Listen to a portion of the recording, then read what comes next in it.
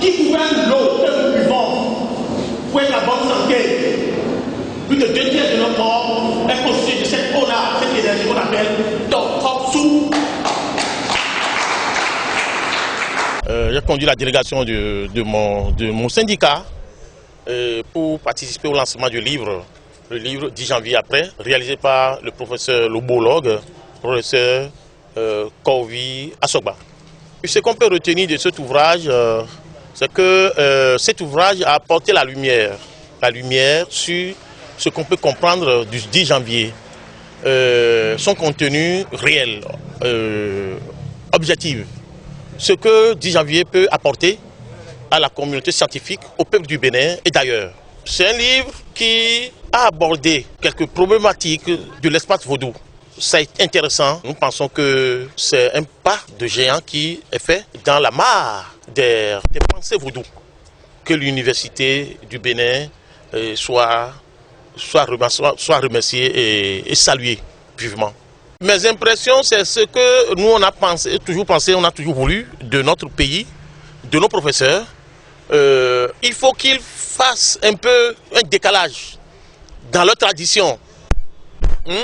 Parce que les peuples du Bénin, surtout la jeunesse, la grande majorité ne comprend rien de sa tradition.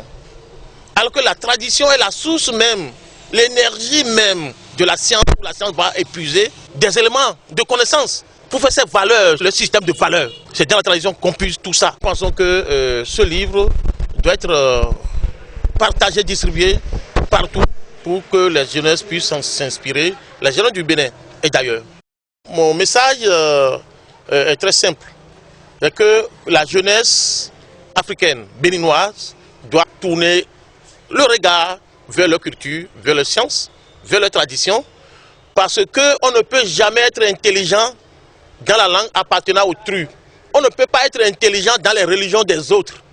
Impossible. Ça, c'est consacré par les énergies qui gouvernent le cosmos. C'est dans sa langue que la science éclore, que la connaissance se meut et se réveille. L'exemple, on nous a imposé la langue française. Je dis que c'est une imposition. Vous voyez, pour aborder un thème français en français, nous sommes obligés de réfléchir les problématiques dans notre langue d'abord. Et de façon, c'est-à-dire subtile, ou bien je ne sais pas comment ça se passe, vous avez le résultat en français dans une langue.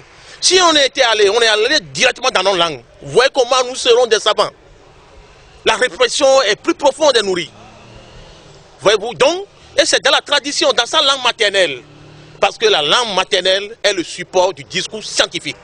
Très simple. C'est la terre, l'énergie qui gouverne la terre, on l'appelle Sapata. Qui arrive à connaître cette énergie et travailler pour les maîtriser, un homme de science